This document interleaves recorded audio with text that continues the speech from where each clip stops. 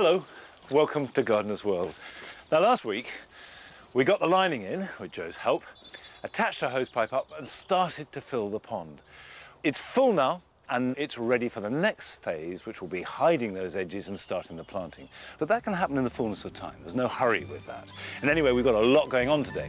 Carol is looking at primroses growing in the wild and has gone to Southern Ireland to meet a man devoted to saving heritage varieties.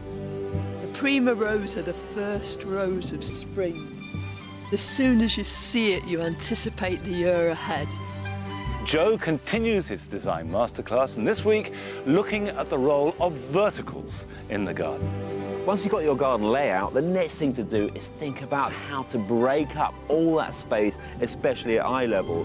And I shall be planting Clematis and making plants for free by taking cuttings.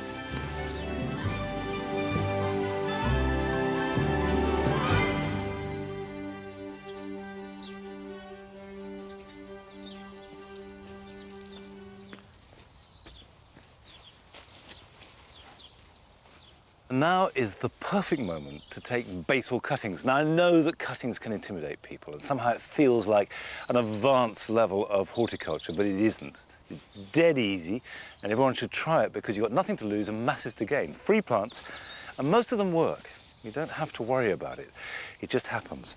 But basal cuttings are perfect for plants like delphiniums, lamiums, lupins, all producing new shoots now. And you can see on this delphinium, you've got this lovely new vigorous growth. But if I took a cutting there, it wouldn't root. And as it gets bigger, those stems are hollow and they won't produce roots. But down at the base of the plant, hence the word basal, it's ideal for taking cuttings. So just scrape it away, use a sharp knife, get in there and just cut below the soil like that. Pop it in there, seal it over, and that will keep before you go and put it into a rooting medium.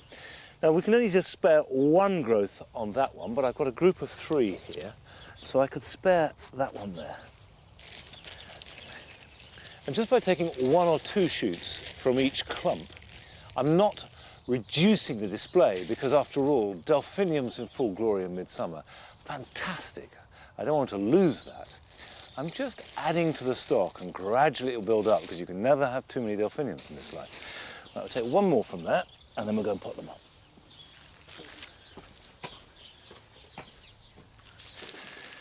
Now I have to stress that the sooner you can get the cutting into soil, the more likely it is to take. So don't hang about.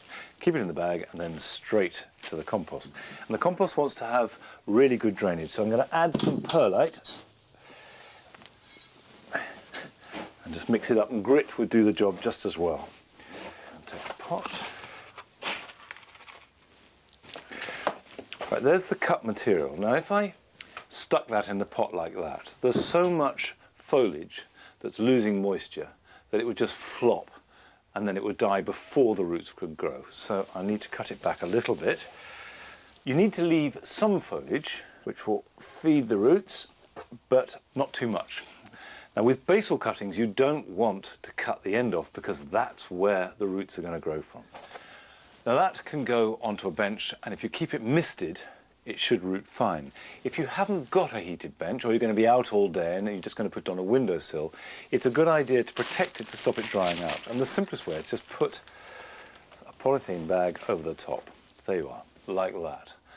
And by the way, if you haven't got any plants in the garden to take cuttings from, when you buy a plant that's nice and healthy, before you plant it out, look and see if there's anywhere you can take cuttings from. And you can see on this one, that would make really nice cut material. So before putting it out, I just cut away underneath, got myself potentially an extra plant, which next year will be as big as that.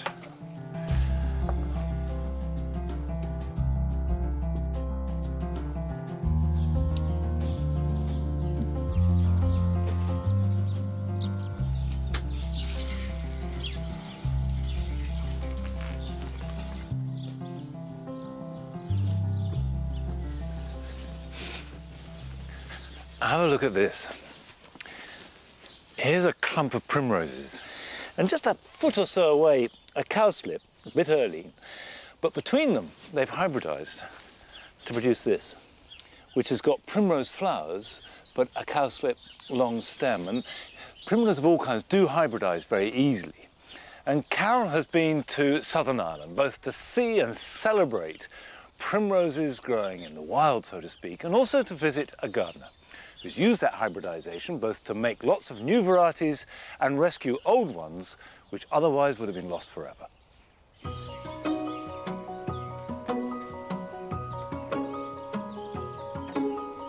The primrose. The Primroses, the first rose of spring. It's full of hope and promise.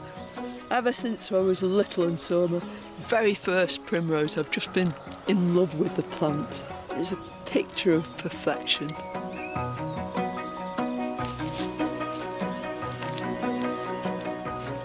This is just such a typical sight to find the primrose growing in the wild. It's a tremendously successful plant. It loves banks like this, or verges, or ditches, the edge of woodland. And one of the reasons for its success is this very wonderful evolution where you get two distinctive forms of flowers. Superficially, they all look the same, but when you look into their insides, you find that on some plants, the centre is what's called pinnide. It just looks like a pin sticking out of the flower, and that's the stigma which receives the pollen from these other plants, which are thrumide. And that merely means that there's a ring of fluffy anthers that contain all the pollen.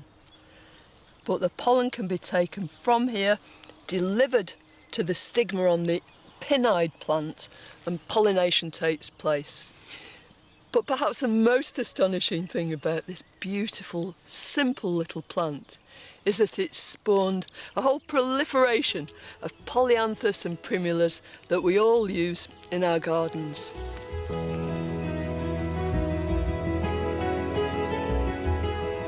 Cultivars of Primula vulgaris have been cherished since Elizabethan times. From the late 19th century, a few women in Ireland began to take a special interest in them, nurturing them and passing divisions to friends and neighbours. But when the commercial plant industry adopted the primrose, its priority was to produce brightly coloured flowers for bedding. The little Irish hand-me-down primulas fell by the wayside. But retired dentist Joe Kennedy took up their cause, and for the last 35 years he's been breeding new varieties that have much in common with the old Irish primulas. So Joe, how did you come across these old varieties of primroses in the first place?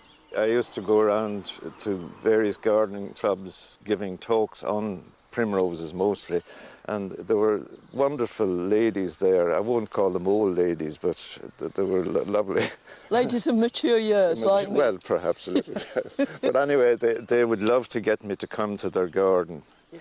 And they were so proud to take me down into the garden and see these lovely little gems that they had. Yeah. And those little gems had come from their granny, or from 1900, that sort of vintage. And if I could start breeding and try and preserve this longevity, and that started me really, you know, trying to do that.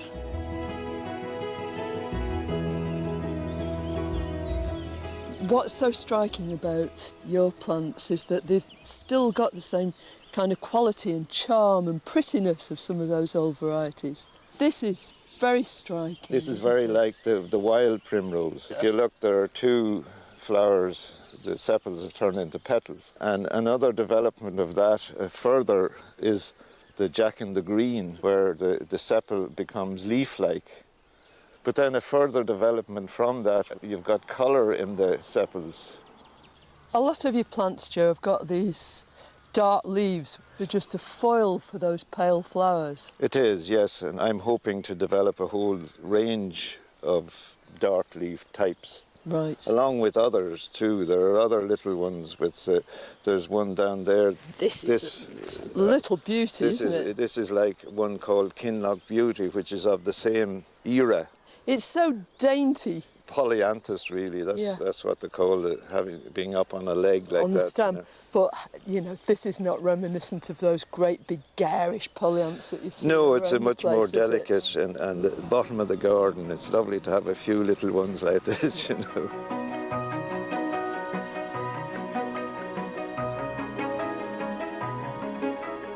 Well, nowadays people are content to put things in their garden and turf them out 2 years later, but that's not real gardening. That's I not think. what gardening's about, That's not. is it? It's the person that has the little gems in the down, and they're so proud of them and they love them. You know? And nurturing them and bringing them on and swapping them and exchanging. Yes, but you must have plants that have longevity, otherwise you're wasting your time. But I think people more and more are recognising the qualities of some of these lovely old varieties. Well, I would think it will develop, and people are working more in gardens now than they were 10 or 15 years ago. I can see that. Yeah. And people are beginning to find the joy in producing something and keeping it and loving it. Yeah, I mean, that's and passing it on. Passing it on. Through the work of Joe and other devoted growers, these old varieties are enjoying a renaissance, and both they and new cultivars with the same charm are becoming available in specialist nurseries.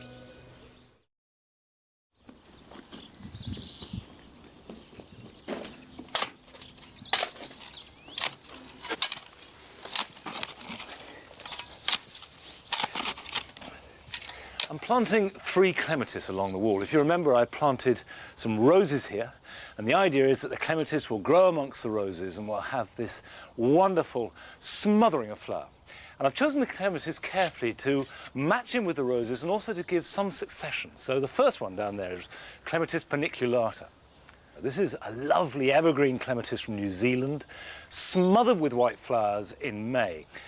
Down that end, I've got a Viticella clematis, Alba luxurians, which has got white flowers with a little green twist to them. And here, I'm planting a clematis called John Huxtable. All clematis, and there are hundreds to choose from, are divided into 3 groups. Group 1 are the small, early flowering types like Alpina and Armandii. Group 2 are the large flowering, mid-season varieties like Nellymosa and the President. And Group 3 are the mid to late season, which include the mass flowers of Viticellas. However, whatever one you choose, they all need planting in the same way.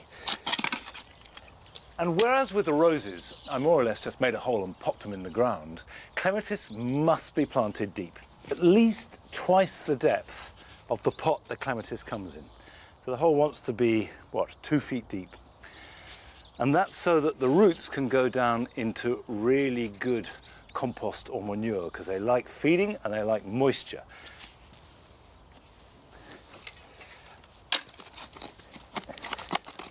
I always feel that when you're planting anything really, but particularly a long-lasting plant like clematis, the really important point is choosing which one you're going to grow. And as ever, the best thing to do is to go along to a garden and see them growing, see how they look in situ. And we went along last summer to Bolham in Northumberland, where Heather Russell has a fabulous collection of Viticella clematis.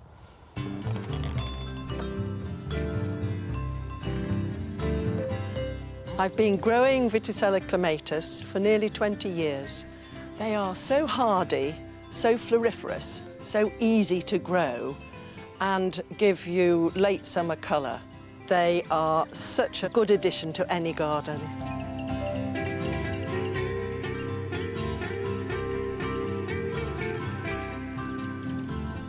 This is Abundance, and you can see where they get the name.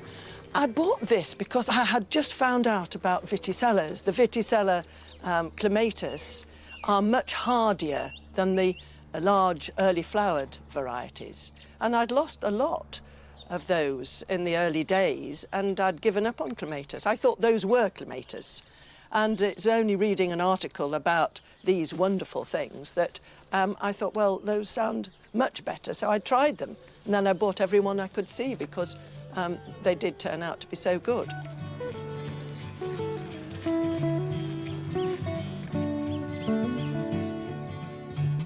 You will get a very good display and a very long life with Viticella if you plant them right in the first place, because they do need food. You have to mulch them so that you can maintain the moisture in the ground and make sure that they are well supported. But after that, it's just sitting back and enjoying them. Every winter, I cut all the Viticellas down to the ground. Couldn't be easier. And then in the spring, they start to throw new shoots up from the ground. And all of this, from here upwards, is this year's growth, which is amazing, actually, when you come to think about it. Viticella species is a little bell, and a lot of the group have inherited that bell shape, but they're crossed with different Clematis. So you have quite a wide variety of size and shape within the group. Lots of Viticellas have actually unknown parentage. This one I bought actually as a growing seedling of a white campaniflora, but when it flowered, it was actually this beautiful inky purple bell with a silver back, and it's so floriferous and healthy that I feel very fortunate to have it. And I've called it Bolan Bell. It's not registered, but it's just delicious, really. And it produces so much seed, bucketfuls of seed, actually. Most Clematis produce a little bit of seed, but this is prolific. And it drops to the ground, and seedlings will be growing in the gravel like mustard and cress. And it's lovely to be able to put the fork in and to give them away to garden visitors, and so that they can be growing Clematis and hopefully Bolan Bell type thing in their garden.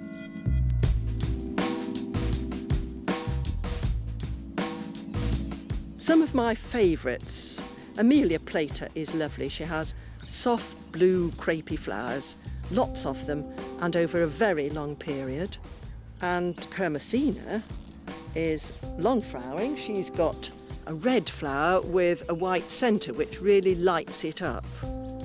And I suppose one that is everybody's favourite is Huldine. She is white with mauve bars to the back, a very well formed flower and a good doer.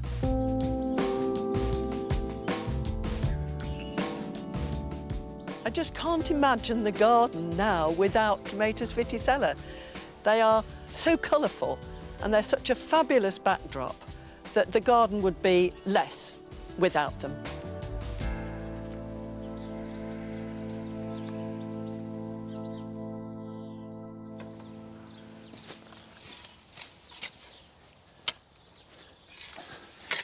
Now, I will be putting plenty of this compost underneath. This is actually not finished compost. This is from the second to last heap because I want it to be bulky. And if you haven't got compost, you could use paper, you could use straw, anything that will hold moisture, because Clematis are thirsty and greedy, but certainly compost or manure is ideal.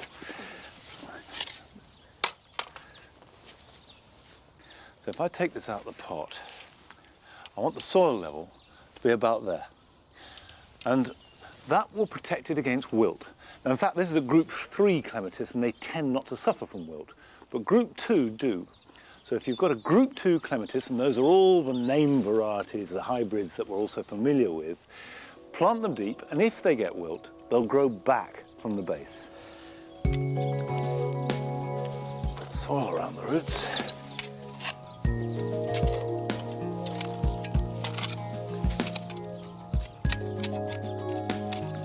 Now the next phase is to give it a really good soak.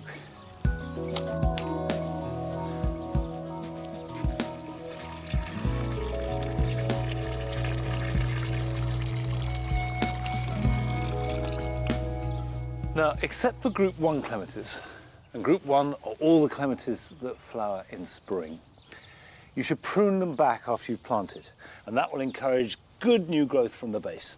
So we've got a nice strong plant which will help fill that wall.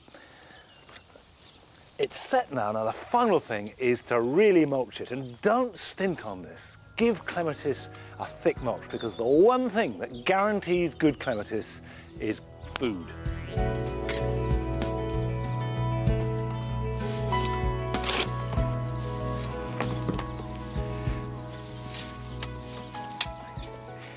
Now, all this work is geared at making the wall look good, at getting plenty of upright colour. And that was a terrible weakness here at Longmeadow when we came, because there was nothing. It was this great, open, empty expanse. And since then, I've tried to get as much upright growth as I possibly can into the garden. And this week, Joe continues his design masterclass, looking at the different ways that we can use those vertical elements in our gardens.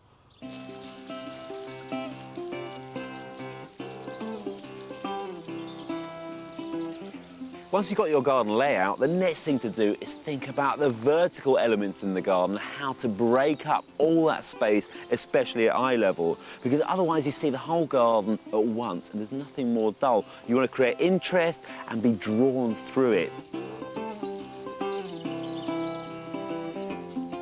With this formal layout, I would look at imposing more formality onto the garden and maybe putting some trellising across here so the view's funneled straight down the middle, and you also enter different rooms as you move through.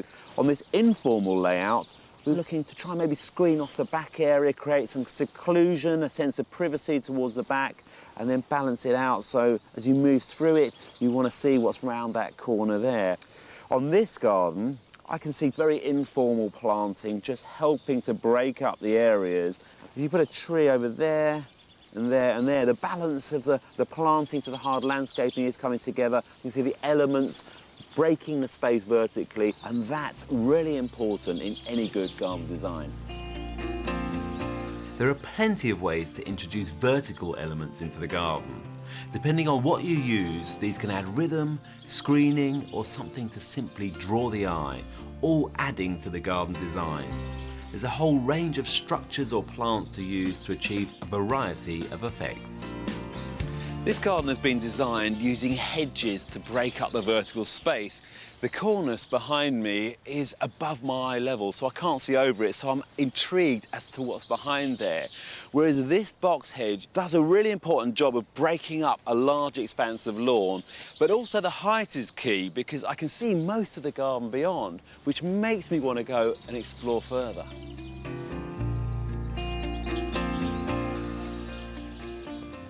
This beech hedge has been grown intentionally tall to create a sense of seclusion and privacy behind it.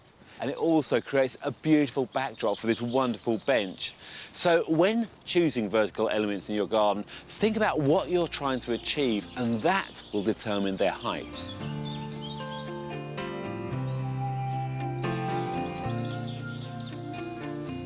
When it comes to taller planting in your garden, there are quite a few considerations. Something like this bamboo is absolutely perfect. It's got a really strong vertical element, wonderful yellow stems that have been cleaned up, so you can partially see through them. But what's great about bamboos is they haven't got too much spread, so they don't cast too much shade in the garden. The right vertical element in the right place can create a desire to explore areas of the garden, guiding you or your eye through the space. It doesn't have to block a view completely. An archway, obelisk, or something that is partially see-through works really well. And customized structures, vintage finds and reclaimed objects make wonderful features. This structure cuts into the garden to divide up the garden space, but as you come round and into it, you see it's actually a very generous wide arch, and it funnels you through. It draws the eye in, and then you realise it's actually L-shaped, and it draws you round this corner. So I'm now running parallel to the garden wall. There's this lovely pot at the end, and the whole thing is taking me through to the next part of the garden. In all these gardens, the verticals are used to great effect. They hide secrets to be discovered, give rhythm to the space, and physically guide you around, creating interesting gardens full of discovery. It's about using all three dimensions.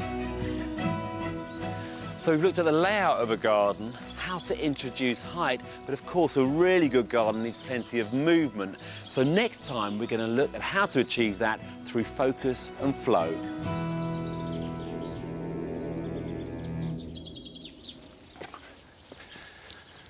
I've tried to use verticals in every possible way in this garden, and one of the things I've noticed is that if you make the entrance between two hedges as narrow as possible, That makes the vertical side seem taller, and it gets a kind of energy going upwards, and it works well in a garden of any size.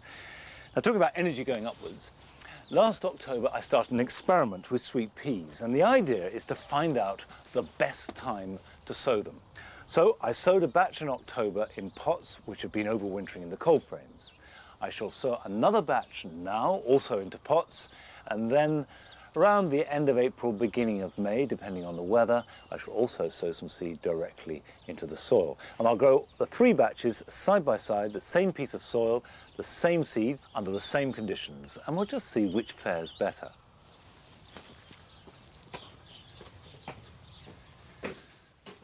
Now, I keep sowing sweet peas as simple as possible. Just normal peat-free potting compost.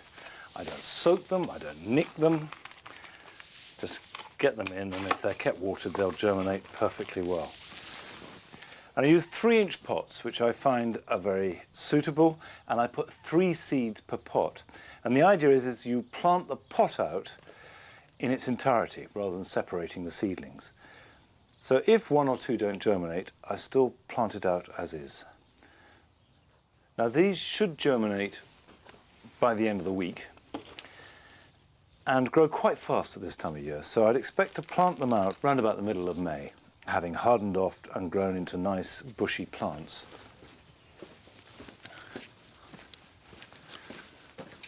Right, just give these some water and let them get on with it.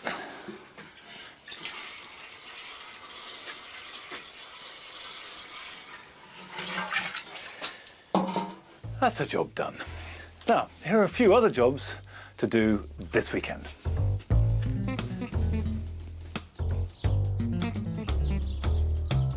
Any container plants, whether kept outside or indoors over winter, should be showing signs of new growth. So it's time to give them a little bit of encouragement. Scrape away the top layer of compost in the container and replace it with fresh. Make sure it's well watered, and this will give it a boost to support all that fresh growth. It's important to keep seedlings moving on, otherwise they can very quickly outgrow the container. So prick out seedlings as soon as they have a true leaf to give them more room for better root growth. With water shortages about, it's very important that we all collect as much rainwater as we can, and you'll be surprised how much comes off even a small roof. Use any kind of container and attach it to a downpipe, and as long as you can dip into it to get the water out, it really doesn't matter what you use.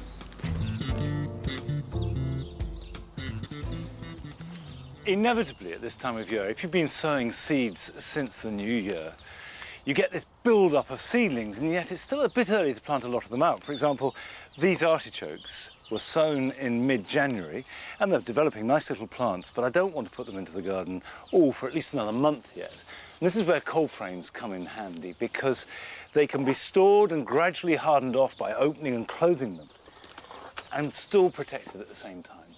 And in fact, cold frames are so useful and not really given the credit they deserve, I don't think. You can raise plants in them, you can store them, you can harden them off, and it doesn't matter how big they are. I bet you find you use every inch of them all the time.